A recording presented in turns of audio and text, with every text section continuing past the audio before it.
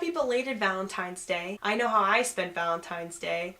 I was starting to feel sick. For the last 5 days, I've been really battling a cold. So you know what that means. I was in my PJs watching romance movies and trying to fight off this cold. And this all got me thinking about the nature of romance and love and how I sort of formed my ideas of romance.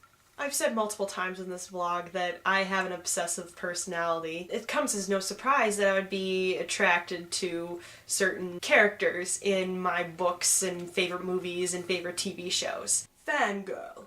A female fan, obsessed with something or someone to a frightening or sickening degree. See also shipping, fan fiction, and cosplay. When I was a little girl, it seemed almost natural to me to pair certain characters up together. For example, The Wizard of Oz. I always thought there was something going on between Dorothy and Scarecrow. And for some odd reason, I always wanted them to be a couple. And then there was The Many Adventures of Winnie the Pooh.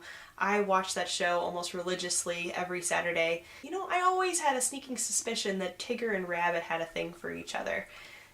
I mean, Tigger was always doing what all little boys do to little girls that they have a crush on.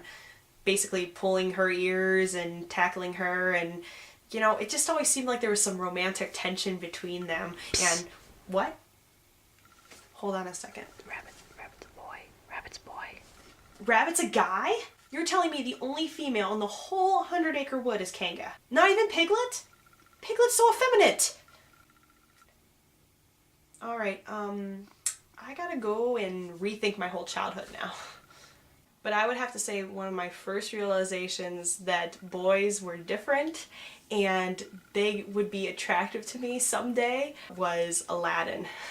Something about Aladdin, I don't know, it made him very, very attractive to me as a young girl, and I remember first grade, favorite movie. He was going on adventures and he was caring at the same time. He didn't let the streets, you know, wear him down. Plus he had a monkey. That's kind of cool. Do you trust me? Yes. Little Mermaid came out years before Aladdin. You would think Prince Eric would have been more of a realization to me. First of all, it was my age, and second of all, he's a very vanilla prince. I love Little Mermaid. It is one of my favorite Disney movies, but as a little girl, I can see that it would be very, very confusing for them because he's so obsessed with finding the girl with the voice, which is great. He's looking for the girl that saved his life. He's looking for the girl with the personality and everything. But you are rooting for him to say, look, she's beautiful. You should just go with her. Which is really twisted and backwards. You should be rooting for him that he's trying to find the girl that saved his life and has the beautiful singing voice and has that personality that he's looking for. What's your name? What's wrong? What is it? You can't speak? Oh. Then you couldn't be who I thought.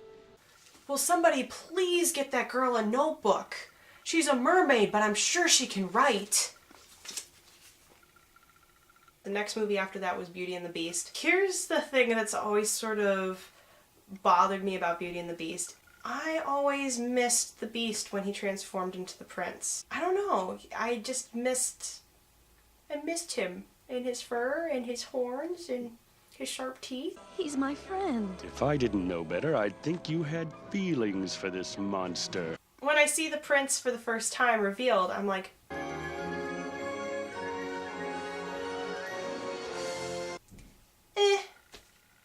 I'm sure they got to know each other again and it was all good and fine and dandy.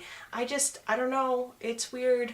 I missed the Beast, even though it's the same person. What was really kind of bizarre, and I talked to Autumn about this too, is that we both had a sort of crush on an animated character. And it seems sort of out of left field. We were really obsessed with the main character of Batman Beyond.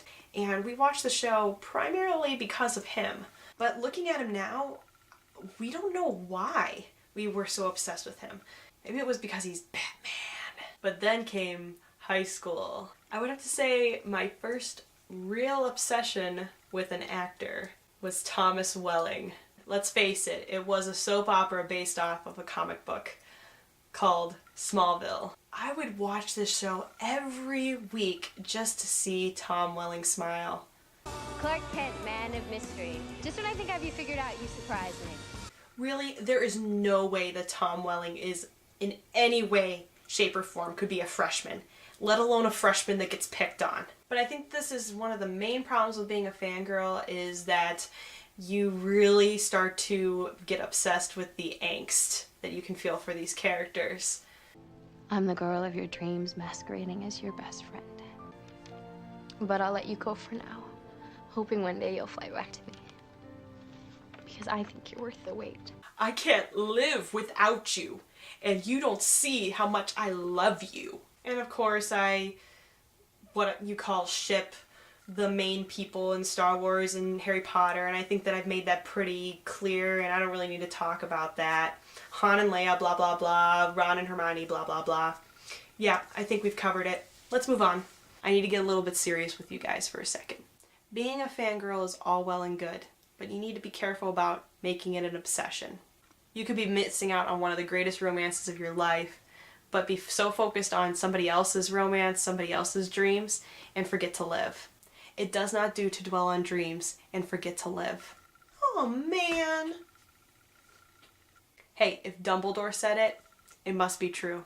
Yes, it's great to read, and it's great to watch movies, and it's great to watch TV. But when you have the point where you say, man, I wish my life was like that, well, then it's time to shut the book. It's time to stop the movie, and it's time to turn off the TV and go live your life. Leave your comments down below. This week's question is, what was your first crush? And it could have been an animated character or a movie star. And if you can't think of one of those, my alternate question is, what are you currently a fangirl or fanboy about? Let's just share our obsessions with each other.